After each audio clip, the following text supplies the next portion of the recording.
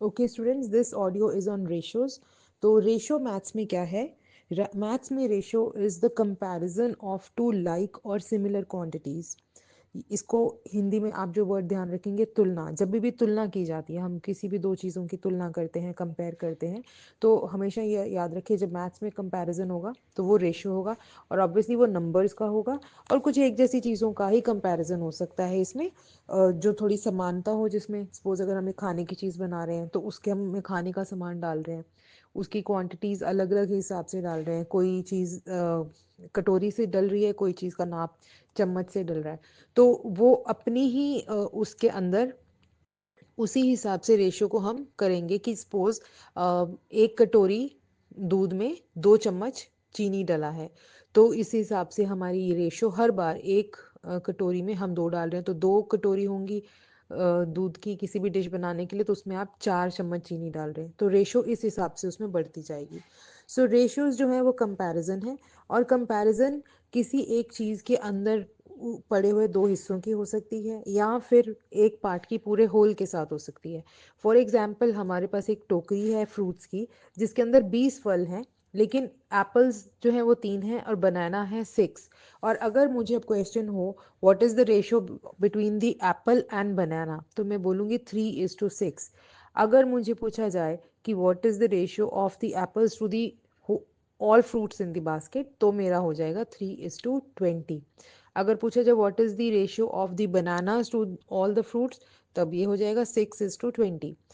और अगर ये पूछा जाए what is the ratio of all fruits to banana, अगर उल्टा कर दिया, जो चीज़ पहले बोली गई, तो अब ये हो जाएगा 20:6। तो हमें इसकी सीक्वेंस को भी ध्यान में रखना है।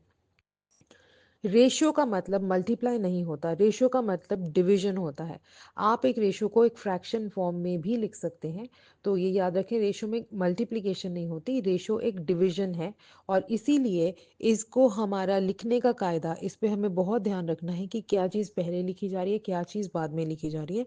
रेशियो की सीक्वेंस जैसे बताई जाएगी, उसी सीक्वेंस में आपको इसको लिखना होगा। अब ये रेशो करती क्या है? What does the ratio do?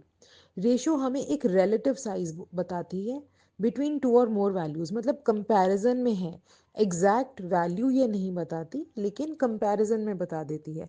अगर एक बाल्टी में जैसे बहुत सारे पानी के अंदर कुछ रंग डला है, 5-6, अगर आप बोलें कि बॉटल्स का 5-6 बॉटल में, हर बॉटल के लिए एक डिब्बी, छोटी डिब्बी रंग डला है, तो यहाँ पे हम सिर्फ उसका कंपैरिजन बता सकते हैं कि एक बॉटल के लिए एक छोटी डिब्बी। अब कितनी उसमें सारी क्वांटिटी है वो नहीं, कि इस बकेट के अंदर कितनी बोतल पानी है, लेकिन रेशो रंग और पानी की यही है कि एक छोटी डिब्बी, हर एक बॉटल के लिए एक छोटी डिब्बी का रंग डाला गया है। सो दिस रेशो जो है वो हमें सिर्फ एक रिलेटिव, एक कंपैरिजन देती है, एग्जैक्ट वैल्यू नहीं देती कि इसमें ये पूरी चीज़ कितनी है। अब रेशो को लिखने के क्या तरीके हैं? रेशो का जो लिखने का तरीका है, एक है कि 2 कोलन हम यूज़ करते हैं, 2 डॉट्स जैसे कहते हैं, जैसे इक्वल टू का साइन है उसकी जगह पे सिर्फ 2 बिंदु लगाते हैं ऊपर नीचे।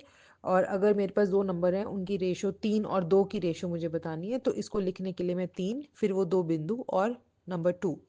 या बोलने के लिए इसको मैं लिखने में भी 3 to 2, कहीं आप लिखा पाएँ 3TO2 और उसके बाद 2, या अगर मैं नंबर चेंज कर देती हूँ 5, 3TO5, इसका मतलब ये भी 3 और 5 के बीच में रेशो का रिश्ता है, अगर इसके बीच में 2 लगा है, या 2 बिंदु लगे हैं, या फिर अगर फ्रैक्शन फॉर्म में भी लिखा हो 3/5, तो इसको भी हम रेशो कहते हैं, क्योंकि रेशो एंड फ्रैक्शंस जो है वो अपने आप में इंटरकन्वर्टेबल हैं। अब नेक्स्ट चीज़ है कि रेशो भी सिंप्लीफाई हो सकती है। जैसे फ्रैक्शंस हमने की थी कि फ्रैक्शन सिंप्लीफाई हो जाती है, वैसे ही रेशो सिंप्लीफाई हो जाती हैं। रेशो को हम सीधी लाइन में लिखते हैं, यूजुअली लिखने में ये सीधी फॉर्म में लिखा जाता है, फ्रैक्शन में लिखने में कुछ गलती नहीं है, बट रेशो और फ्रैक्शन का यही एक फ़र्क होता है कि उसको लिखने के लिए हम इस हिसाब से लिखते हैं। तो क्योंकि ये तुलना है दो चीज़ों की आपस में, या किसी एक चीज़ के अंदर, और फ्रैक्शंस तो हम हिस्से की बात करते हैं, बट स्टिल ये दोनों को आप कंपेयर इस हिसाब से कर सकते हैं, ये डिवीजन ही है।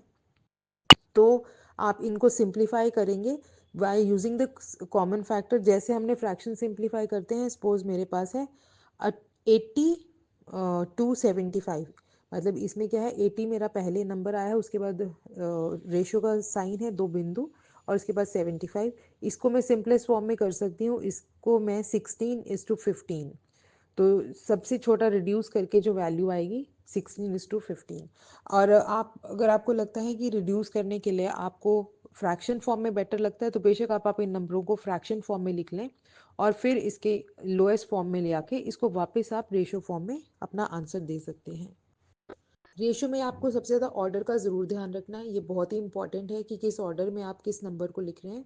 और ये रेशोज़ जो हैं वो हमारी वेट को कंपेयर करने के लिए, कॉस्ट को कंपेयर करने के लिए, या साइजेस को कंपेयर करने के लिए यूज़ की जाती हैं। जैसे हमने इक्विवेलेंट फ्रैक्शंस किया था, इसी तरह से इक्विवेलेंट रेशोज़ भी बनती हैं, और वो सेम फॉर्मूला रहेगा, by multiplication and by division. और वही चीज़ है कि आपको इसमें दोनों नंबर्स को एक ही नंबर से मल्टीप्लाई करना है, अगर आप मल्टीप्लिकेशन से बना रहे हैं, और अगर आप डिवीजन से बना रहे हैं तो आपको एक ही नंबर से डिवाइड करना है। फॉर एग्जाम्पल, अगर मेरे पास एक रेशो है 1:3, तो इसको मैंने इसकी इक्विवेलेंट रेशो बनानी है, तो मेरे को दोनों 1 और 3 को, सपोज मैं 3 नंबर, कोई भी नंबर यूज़ कर सकते हैं मैथ्स में, मैंने 3 यूज़ किया, इसके साथ मैं बनाऊँ, तो पहले 1 को 3 से मल्टीप्लाई किया तो वो 3 बन गया, और देन 3 को 3 से मल्टीप्लाई किया तो वो 9 बन गया। तो 1:3 की जो इक्विवेलेंट रेशो है वो है 3:9। इसी तरह से मैं इसको 4 के साथ भी मल्टीप्लाई कर सकती हूँ, तो मेरी रेशो आ जाएगी 4:12। और 5 के साथ करूँ तो 5:15। इस तरह से ये सारी जो हैं वो 1:3 की इक्विवेलेंट रेशोज़ हैं। छोटे नंबर्स की इक्विवेलेंट रेशो मल्टीप्लाई से बनेंगी, बड़ों की, बड़े कोई नंबर्स हों तो उनको हम डिवीजन से भी उनकी इक्विवेलेंट रेशोज़ बना सकते हैं। अब जिस तरीके से हमने फ्रैक्शंस में किया था कि दो पार्ट्स होते हैं, न्यूमरेटर एंड डिनोमिनेटर, इसी तरह से रेशोज़ के भी ये दोनों जो नंबर हैं, पहला और पिछला, इनके लिए वर्ड्स यूज़ किए गए हैं। एंटीसीडेंट, ये वर्ड यूज़ होता है पहली वाली टर्म के लिए, और कॉन्सिक्यूएंट ये यूज़ होता है जो पीछे वाली टर्म है। तो अगर मेरे पास है 3:4, इसमें जो 3 नंबर है वो मेरा है एंटीसीडेंट, और जो 4 है वो है मेरा कॉन्सिक्यूएंट, और इनको भी हमें रटना है। रेशियो की यूज़ का एक सिंपल सा एग्जांपल कर लेते हैं। सपोज़ कोई भी रेसिपी, बहुत फूड रेसिपीज़ में रेशियोज़ की बहुत ज़रूरत पड़ती है। तो और अब आपको पता भी है, जैसे हमने क्लास में भी डिस्कस किया था, अब चावल बन रहे हैं तो हमें उसकी रेशियो पता ही होती है। कुछ लोग खुले चावल बनाते हैं तो वो एक्स्ट्रा पानी डालते हैं, बाद में जब चावल को चेक करते हैं पक जाता है तो पानी को डिस्कार्ड कर देते हैं। वहाँ पे रेशियो की ज़रूरत नहीं है, वहाँ पे बार बार आपको चेक करना है कि आपका जो है चावल पक गया है, एंड देन आप पानी ख़त्म कर दें। लेकिन कुछ लोग खुले चावल बनाते हैं तो उस केस में राइस के लिए जितना राइस लिया है डबल दी वाटर वो यूज़ करते हैं। 1 गिलास चावल है तो 2 गिलास पानी डलेगा हमेशा, तो फिर 2 गिलास चावल है तो 4 गिलास पानी डलेगा। ये रेशो है। अगर कई लोग कुकर में बनाते हैं तो उसमें 1:1 की रेशो है, 1 गिलास चावल 1 ही गिलास पानी, उसमें वो पक जाता है कुकर में। 2 गिलास चावल रहेंगे तो 2 गिलास पानी। तो यहाँ से डेली लाइफ में भी हम बहुत जगह पे ये यूज़ करते हैं, अनोइंगली अनोइंगली। तो ये हमारी रेशो होती है। चाय के कप में भी जैसे कई लोगों का होता है कि इतनी चीनी पीनी है, तो 1 कप चाय है तो आधा कप चीनी पी रहे हैं। तो इस तरीके से भी ये चीज़ें की जाती हैं। तो एक रेसिपी में हम एग्जाम्पल देख लेते हैं। सपोज पैन कप बनाने के लिए 3 कप मैदा लग रहा है और 2 कप दूध लग रहा है, तो इसका मतलब रेशियो क्या है, 3:2। अब ये जो इतनी 3:2 की रेशियो है, to make a lot of for a people we might need 4 times the quantity. अब अगर हमें कुछ ज़्यादा लोगों के लिए है तो हमें हो सकता है 4 गुना, कुछ लोग आ रहे हैं तो 4 गुना इस क्वांटिटी को हमें बढ़ा के चलना है। तो अब हम क्या करेंगे, दोनों को 4 से मल्टीप्लाई करेंगे। मतलब अगर 3 कप मैदा लग रहा था, अब 4 गुना करना है उसको, तो 3 into 4, अब हम लेंगे 12। और इसी हिसाब से हमारा जो दूध है वो भी 4 गुना हो जाएगा। तो यहाँ पे पहले 2 कप लग रहा था और अब हमारे को 4 गुना बनाना है, तो 2 into 4। तो दोनों नंबर्स को हमने 4 से मल्टीप्लाई करके, तो 12:8। मतलब अब हमें पता है कि इतने लोग, जितने लोग हमारे कुछ आ रहे हैं, इनके लिए हम इतना लेंगे क्वांटिटी, तो बिल्कुल सेम चीज़ बनेगी और इनका टेस्ट भी सही आएगा और सब लोगों को पूरा भी हो जाएगा।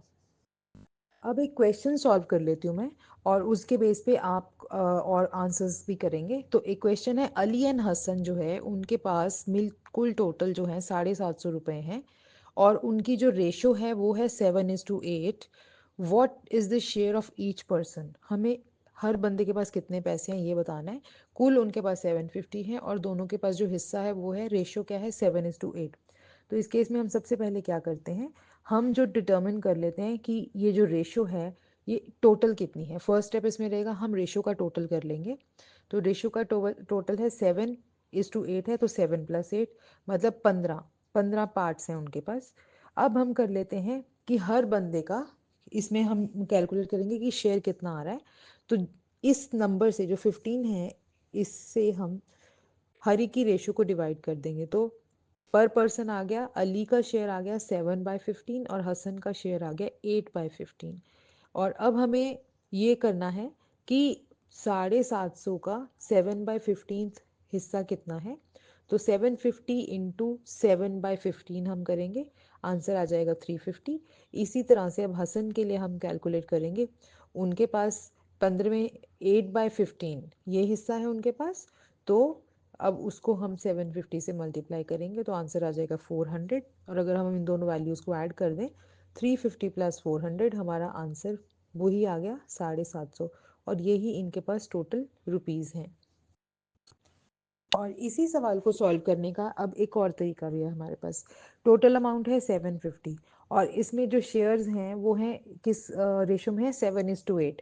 तो हमें इसमें एल्जेब्रिक टर्म वेरिएबल यूज़ कर लेते हैं, मतलब जितना भी अमाउंट है उसको 7 × 7%, उसका 7 जो है शेयर है अली का।